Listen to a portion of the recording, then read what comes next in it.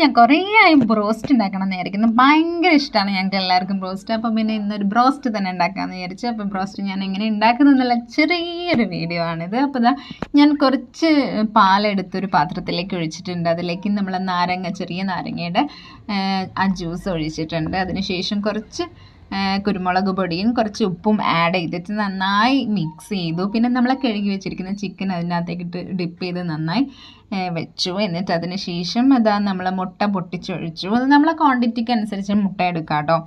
പിന്നെ ഞാൻ ചിക്കൻ ഒരു കാര്യം കൂടി ചെയ്തിട്ടുണ്ട്. അതിലൊക്കെ കുത്തിയിട്ടുണ്ട്, കാരണം നമ്മൾ മസാല അതിലേക്ക് പിടിക്കാൻ വേണ്ടിയിട്ട്. അപ്പം ഞാൻ അതും കൂടി ചെയ്ത് വെച്ചിട്ട് അത് ഞാനിതിൽ കാണിച്ചിട്ടില്ല.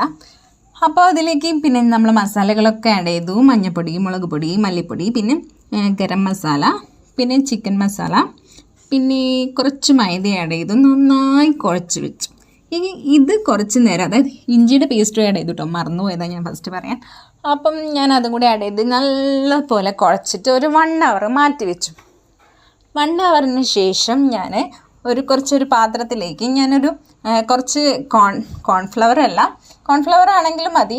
ഞാൻ മൈദയാണ് എടുത്തിരിക്കുന്നത്. മൈദ എടുത്തു, പിന്നെ ഓട്സും എടുത്തു. നന്നായി കുറച്ച് പിഞ്ച് ഓഫ് സോൾട്ടും എടുത്തിട്ട് നന്നായി മിക്സ് ചെയ്തു.